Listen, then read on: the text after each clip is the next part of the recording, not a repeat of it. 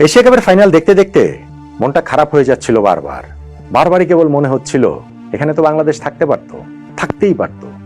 সত্যি করে বলুন তো, আপনারও কি এই এশিয়া কাপ ফাইনাল দেখতে দেখতে মনটা মনে হয়নি? যেইভাবে আমরা ফাইনালে খেলার সম্ভাবনাটাকে নিজেরাই হেলায় হারালাম, তাতে করে ওই আফসোসটা আমাদের থেকেই যাবে। এখন তো অনুভূতিটা অনেক টাটকা, বরং অনেক পরে গিয়েও যখন অনুভূতিটা ভোতা হয়ে যাবে, তখনও বারবার আমরা হতাশা নিয়ে, আফসোস নিয়ে এই টুর্নামেন্টের দিকে ফেরত তাকাবো যে কিভাবে আমরা ফাইনালটা খেলতে পারলাম না, কিভাবে বাংলাদেশ এই ফাইনালটা মিস করল। আচ্ছা, সে যাক, সেটা অন্য আলোচনা। আফসোসের কথা, হাহাকারের কথা একটু বলে নিলাম। কিন্তু এশিয়া কাপের ফাইনাল হয়েছে যেখানটাতে ভারত প্রত্যাশিতভাবেই পাকিস্তানকে হারিয়ে দিয়েছে। অপ্রত্যাশিত একটা লড়াই হয়েছে তেমনটা আপনারা বলতে পারেন। আমার পয়েন্ট অফ ভিউ আবার ঠিক ওইরকম না। হ্যাঁ, ভারত এইখানটাতে মাত্র 2 বল হাতে রেখে 5 উইকেটে জিতেছে। লাস্ট ওভারে 10 রান লাগতো, ফলে লাস্ট 3 ওভারে 30 রান লাগতো। ম্যাচের রেজাল্ট যে কোনো দিকে যেতে পারে এমনটা মনে হওয়াটা স্বাভাবিক। কিন্তু আমার কাছে মনে কি পুরো জিনিসটা আসলে একটা বিভ্রম। পাকিস্তান একটা বিভ্রমের মধ্যে রেখেছে, ভারতও একটা বিভ্রমের মধ্যে রেখেছে। আমাদের মনে হয়েছে যে ম্যাচটা অনেক প্রতিদ্বন্দ্বিতাপূর্ণ হচ্ছিল, কিন্তু বরং আমার কাছে এইটাকে ঠিক মনে হয় না। আমার কাছে মনে হয় যে অনেক প্রতিদ্বন্দ্বিতাপূর্ণ হতে পারত, অনেক প্রমিজিং জায়গাগুলো ছিল, যেই জায়গাগুলো আসলে পাকিস্তানি মিস করেছে, পাকিস্তান নিজেরাই মিস করেছে। ফলে গিয়ে ভারতের সঙ্গে তারা আর পেরে ওঠেনি, ম্যাচটা তারা হেরে গিয়েছে। এশিয়া কাপে টানা 3য় ম্যাচে এইবারের টুর্নামেন্টেই পাকিস্তানকে হারালো ভারত। মাঠের বাইরে নানান ঘটনা প্রবাহে যে উত্তপ্ত পরিস্থিতি, সেই সব উত্তপ্ত পরিস্থিতির ছাপ আমি নিশ্চিত যে ফাইনাল শেষেও থাকবে।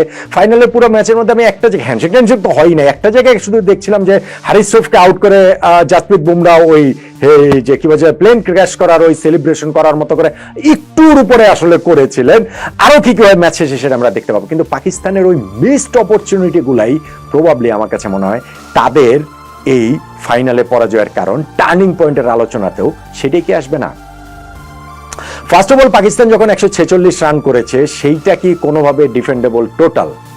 টোটাল যখন আপনি মনে করবেন যে ভারতের 20 রানের মধ্যে 3 উইকেট পাকিস্তান তুলে নিয়েছে, 20 রানে পাকিস্তান এই জায়গাটাতে ভারতের অভিষেক শর্মা, যিনি ব্লিস্টারিং ফর্মে রয়েছেন, এবং সূর্যকুমার যাদব এবং শুভমান গিল, যাদের কাছে ফাইনালে রানটা ডিউ হয়েছিল, এই 3টা উইকেট তুলে নিয়ে পাকিস্তান ম্যাচে প্রবলভাবে ফেরে। কিন্তু টার্গেট তো আসলে মাত্র 147 রান। ফলে ভারতের ব্যাটিং লাইন আপটাকে কখনো ওরকম স্ট্রেচ আসলে পাকিস্তান সেইভাবে করতে পারেনি। করতে পারতো রেগুলার যদি প্রেশারটা ধরে রাখতে হয়। যেটা বললাম মিসড অপরচুনিটি, ধরেন সঞ্জু স্যামসনের যে ক্যাচটা ফেলে দিয়েছে তারা 9th ওভারে, ওই ক্যাচটা যদি ওই সময় না ফেলতো হুসাইন তালা, তাহলে 51 রানে ভারতের 4 নাম্বার উইকেট পড়ে যায়। ওইটা একটা টার্নিং পয়েন্টের দাবিদার।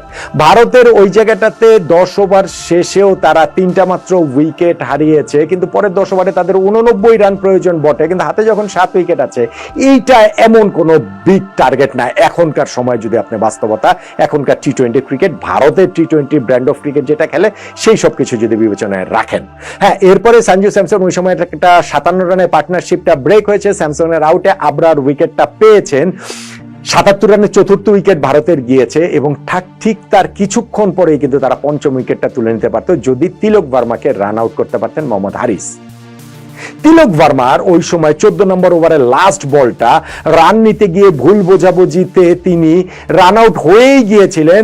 উইকেট কিপার মোহাম্মদ হারিস এত টাইম নিয়ে যে কিভাবে স্ট্যাম্পটা ভাঙলেন, মানে এত সময়টা যে কিভাবে লাগলো, এটা আসলে বিস্ময়কর লেগেছে। কেননা টিভিতে যখন রিপ্লে দেখাচ্ছিল, যখন তার গ্লাভসে বল আসে, হারিস তখন হচ্ছে গিয়ে ওই দাগ থেকে অনেক দূরে, কিন্তু ওই বেলস ভাঙতে ভাঙতে এতটা সময় তিনি নিয়ে নেন যে ওইখানটা থেকে তিলক ভার্মা ক্রিজের ভিতরে আসলে তিনি ঢুকেছেন।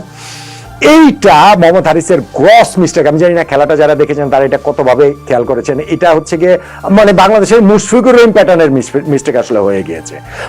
এটা মহেন্দ্র সিং ধোনির কথা আমি বলছি না, ইভেন আমাদের যদি লিটন কুমার দাসও থাকতেন, এটা 100% শিওর হয়েছে। এবং যদি তাহলে কি হতো?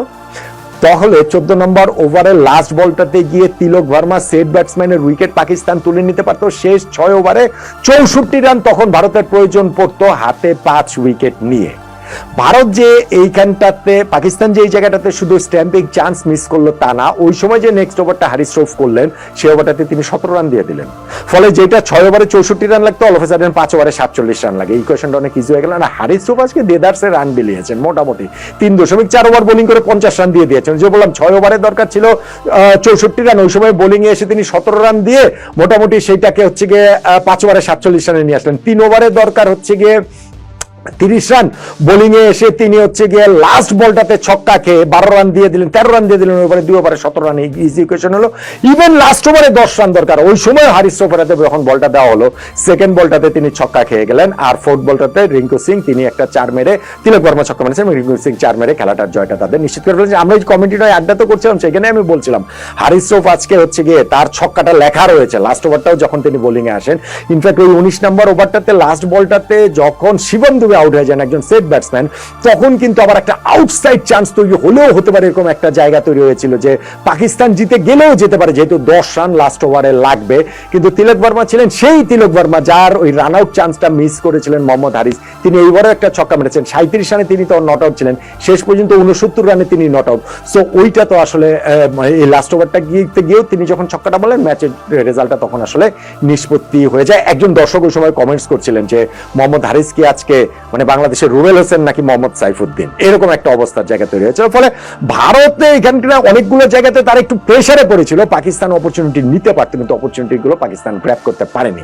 যেমন তারা পারেনি 20 রানে 3 উইকেট তুলে ফেলার পরে 51 রানে চতুর্থ উইকেট তুলে ফেলাতে সঞ্জু স্যামসনের ক্যাচ মিস করেছে, যেমন তারা পারেনি তিলক বর্মার উইকেটটা রান আউটটা না করাতে, যেমন তারা পারেনি ঠিক তারপরের ওভারে মোহাম্মদ হারিস 17 রান দিয়ে দেওয়াতে, যেমন তারা পারেনি আবার গিয়ে ওইখানটাতে লাস্ট ওভারেও সেই অপরচুনিটিটা অপরচুনিটি মানে কি 10 রান লাগতো, হারিস আবার উদার হয়ে যাও, যেমন তারা পারেনি তার আগের ওই যে 3 ওভারে 30 রান লাগতো, লাস্ট বলটার দিকে 13 বলে 23 রান লাগে, ওই সময় যেমন হারিস আবার একটা ছক্কা খেয়ে গেছেন। ফলে পাকিস্তানের এই জায়গাটাতে অনেকগুলো মিসড অপরচুনিটি আমার কাছে মনে হয় যে যত প্রতিদ্বন্দ্বিতা দেখাচ্ছে তার চেয়ে বেশি আসলে প্রতিদ্বন্দ্বিতা মিস করার সুযোগগুলো আসলে মানে পাকিস্তান প্রতিদ্বন্দ্বীর ওই চান্সগুলো আসলে মিস করেছে বলে আমার কাছে মনে হয়। আর ব্যাটিং, পাকিস্তানের ব্যাটিং, মাই গুডনেস, তারা টসে হেরে আগে ব্যাটিং করতে নেমেছে এবং ওপেনিং পার্টনারশিপে ফখর জামান এবং সাহিবজাদা ফারহান 10th ওভারে 84 রানে পৌঁছে গিয়েছে। পাকিস্তান ওই জায়গাটা থেকে 180 রান তো হবেই, 200 রান তারা করতে পারে কিনা এরকম একটা জায়গাতে রয়েছে, কেননা তারা সুপার 4-এর ম্যাচটাতে ভারতের বিপক্ষে 171 রান করেও জিততে পারেনি। সো ওই স্কোরটাকে আরো কত বাড়িয়ে দেন, বিনা উইকেটে 84 রানের স্কোর একটা দলের, সেই দলটা পুরো 20 ওভারও খেলতে পারে নাই, সেই দলটা 146 রানে অল আউট হয়ে গেল। ওইখানটাতে যখন সাহিবজাদা ফারহান 56 রান তিনি করেছেন, হচ্ছে গিয়ে 58 রান করেছেন, 46-47 রান করেছেন হচ্ছে গিয়ে ফখর জামান, আর সাইম 14 রান করেছেন। ব্যাটিং অর্ডারের এই 3 জনের বাইরে আর কেউ ডাবল ডিজিটে পাকিস্তানে পৌঁছতে পারেনি। বোঝেন অবস্থা, তারা ওই 10th ওভারে ফার্স্ট উইকেট হারালো, তারপরে গিয়ে 13, 14, 15, 16 প্রত্যেকটা ওভারে একটা করে উইকেট হারিয়েছে, আর 17 নম্বর ওভারে 3টা উইকেট হারিয়েছে। সালমান আলী, আগা, শাহিন শাহ আফ্রিদি, ফাহিম আশরাফ 3 জনের উইকেট তুলে নিয়েছেন, কুলদীপ যাদব। তারপরে আর একটা দলের ব্যাটিং এর কি থাকে, তারপরে একটা দল ম্যাচেই বা কোথায় থাকে।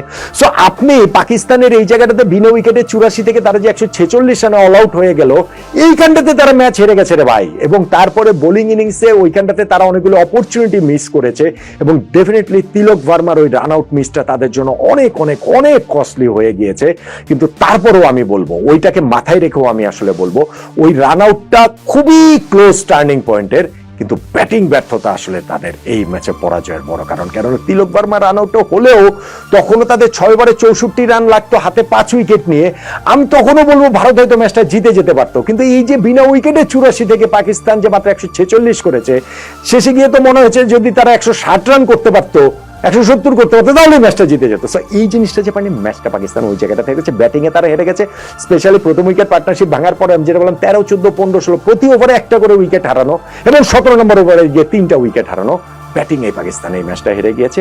এবং এশিয়া কাপটা ওই বোলিং দিয়ে ফিল্ডিং দিয়েই ভারত জিতে নিয়েছে বলে আমার কাছে মনে হয়। ওইটাকেই তাই আমার কাছে টার্নিং পয়েন্ট মনে হয়। তিলক ভার্মার রান আউট মিসটাকে জাস্ট একটু ব্যবধানে পেছনে ফেলে, হারিস রৌফের খরুচে বোলিংকে জাস্ট একটু ব্যবধানে পেছনে ফেলে, এবং আরেক কিছুটা ব্যবধানে পেছনে ফেলে হচ্ছে গিয়ে সঞ্জু স্যামসং এর ওই ক্যাচ মিসটাকে। আপনার টার্নিং পয়েন্ট কি এইটা নাকি?